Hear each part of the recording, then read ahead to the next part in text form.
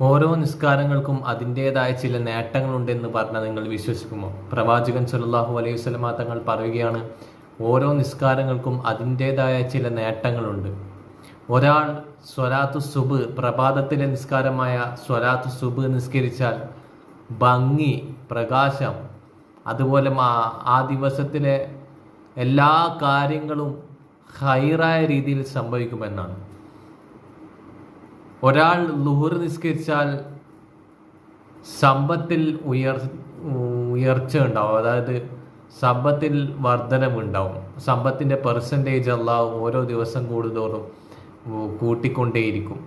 ഒരാൾ അസർ നിസ്കരിച്ചാൽ അവൻ്റെ ഭക്ഷണത്തിൽ വിശാലതയുണ്ടാവും, അതായത് ആവശ്യമായ ഹലാലായ എല്ലാ ഭക്ഷണങ്ങളും അവൻ്റെ കൺമുന്നിൽ അള്ളാഹു എത്തിച്ചു കൊടുക്കും. അവൻ്റെ കൺമുന്നിൽ അള്ളാഹു എത്തിച്ചു കൊടുക്കും. ഹലാലായ രീതിയിലുള്ള എല്ലാ ആവശ്യമായ ഭക്ഷണങ്ങളും അവൻ്റെ കൺമുന്നിൽ അള്ളാഹു എത്തിച്ചു കൊടുക്കും. ഒരാൾ മഗ്‌രിബ് നിസ്കരിച്ചാൽ ടെൻഷൻ ഉണ്ടാവില്ല എന്നാണ്. അലട്ടുന്ന എല്ലാ ടെൻഷൻസുകളും മാറുമെന്നാണ്. അതായത് അവനെ അലട്ടിക്കൊണ്ടിരിക്കുന്ന എല്ലാ ടെൻഷൻസും മാറുമെന്നാണ്. ഒരാൾ ഇശാ നിസ്കരിച്ചാൽ ശാന്തമായ ഉറക്കം അള്ളാഹു അവന് നൽകുമെന്നാണ്. അതായത് പേടിപ്പെടുത്തുന്ന ദുസ്വപ്നങ്ങളോ അങ്ങനത്തെ ഒന്നും അള്ളാഹു തരില്ല എന്നാണ്. അപ്പോൾ നിസ്കാരത്തിൻ്റെ കാര്യത്തിൽ ബി കെയർഫുൾ. നമ്മൾ നിസ്കാരം എന്നൊരു മൈൻഡിൽ നിസ്കരിക്കണം.